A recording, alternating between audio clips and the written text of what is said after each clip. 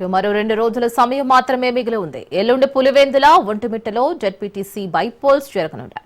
దీంతో ఒంటిమిట్ట, పులివెందుల ప్రాంతాల్లో కట్టుదిట్టమైన భద్రత ఏర్పాట్లు చేశారు. పోలింగ్ ప్రాంతాల్లో సీసీ కెమెరాలు, డ్రోన్లతో పర్యవేక్షణ చేపడుతున్నారు.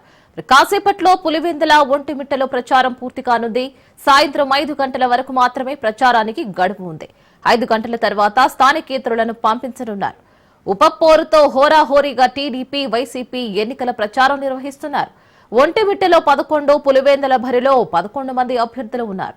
పులివెందులలో అదనపు బలగాలతో భద్రతలు ఏర్పాట్లు చేశారు. పులివెందుల, ఒంటిమిట్టలో 500 మందిని బైండ్ ఓవర్ చేసినట్లుగా కూడా తెలుస్తోంది.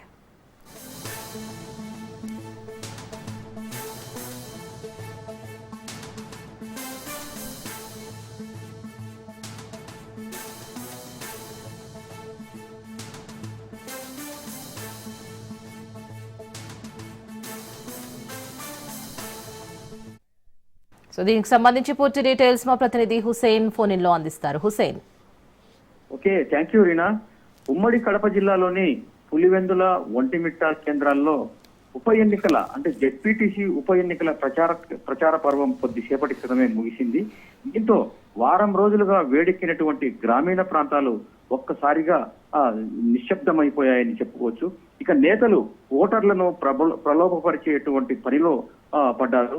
అంతేకాదు ఎల్లుండి జరిగేటువంటి ఎన్నికలను సజావుగా నిర్వహించేందుకు పోలీసు యంత్రాంగం అన్ని రకాల చర్యలు కూడా తీసుకుంది. ఇప్పటికే ఎన్నికల యంత్రాంగం ఓట్లు వేయించేందుకు అవసరమైనటువంటి అన్ని కార్యక్రమాలను పూర్తి చేసింది అనుకోవచ్చు.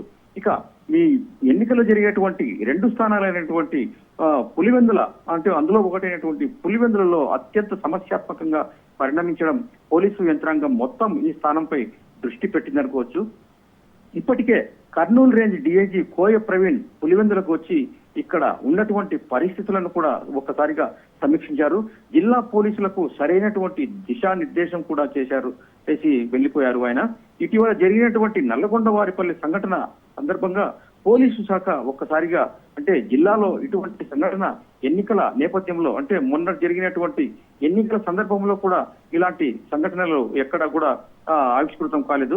అటువంటిది ఒక్కసారిగా పులివెందుల ప్రాంతంలో ఈ సంఘటన జరగడంతో పోలీసు శాఖ ఒకసారిగా ఉలిక్కిపడిందని మనం చెప్పుకోవచ్చు.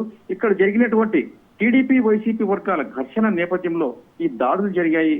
పలువురికి గాయాలు కూడా అయ్యాయి. ఈ అంశం రాష్ట్రం మొత్తం మీద సంచలనం రేపడంతో పాటు ఘటన పూర్వాపరాలు రాష్ట్ర గవర్నర్ కు కూడా చేరుకోవడం జరిగింది.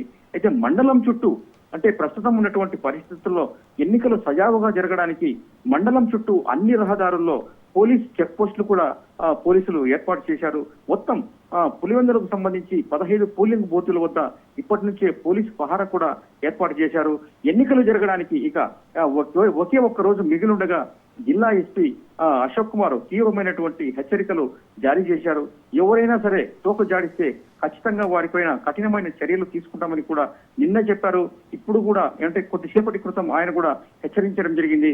ఈ 2 ప్రాంతాలు అంటే పులివెందుల, ఒంటిమిట్ట ప్రాంతాల్లో కట్టుదిట్టమైనటువంటి ఏర్పాట్లు చేసినట్లుగా కూడా ఆయన మనకు చెప్పడం జరిగింది. పోలింగ్ జరిగేటువంటి పులివెందుల ప్రాంతంలో 15 గ్రామాల సరిహద్దులో ఈ పోలీస్ చెక్ పోస్టులను ఏర్పాటు చేశారు. అలాగే సోషల్ మీడియాలో ఎవరైనా సరే భయాందోళనకు గురి చేసేటువంటి అంశాలను పెడితే చర్యలు తీవ్రంగా ఉంటాయని కూడా ఆయన హెచ్చరించడం జరిగింది. పులివెందుల చుట్టుపక్కల ప్రాంతాల్లో ఉంటున్నటువంటి కళ్యాణ మండపాలు అలాగే లాడ్జీలు కూడా ఇప్పటికే తనిఖీలు నిర్వహించారు.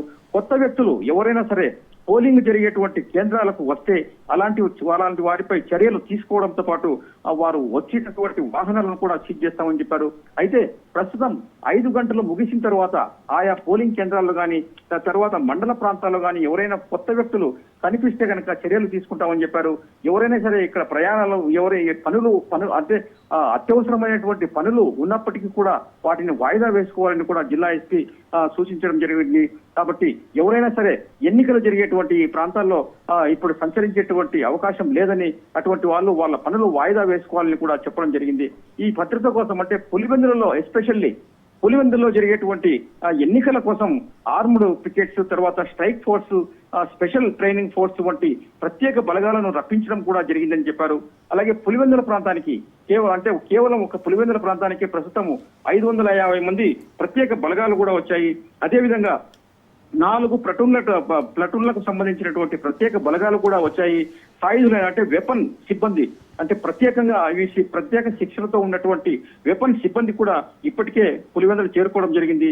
ఇప్పటి వరకు అయితే పులివెందులలో దాదాపుగా 500 మంది, అలాగే ఒంటిమిట్టలో 650 మందికి పైగా బైండ్ అంటే ఎలాంటి ఇబ్బందులు కలిగించేటువంటి వారిని బైండ్ ఓవర్ పై కేసులు కూడా పెట్టడం జరిగింది.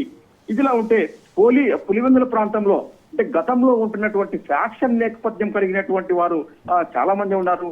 అలాంటి వాళ్ళను కూడా ఇప్పటికే పోలీసులు గుర్తించారు. వాళ్ళు అంటే ఈ ఫ్యాక్షన్ నేపథ్యంలో గతంలో బాంబులు తయారు చేసే వాళ్ళు కానీ, తర్వాత గొడవలు సృష్టించేటువంటి రౌడీ షీటర్స్ కానీ అలాంటి వాళ్ళను కూడా ఇప్పటికే పోలీసులు స్టేషన్ కు రప్పించి కౌన్సిలింగ్ ఇచ్చారు. ఎలాంటి అల్లర్లకు కానీ గొడవలకు కానీ పాల్పడవద్దని కూడా వాళ్లకు నోటీసులు జారీ చేయడం జరిగింది. Reena. Right Hussain, thank you for the update.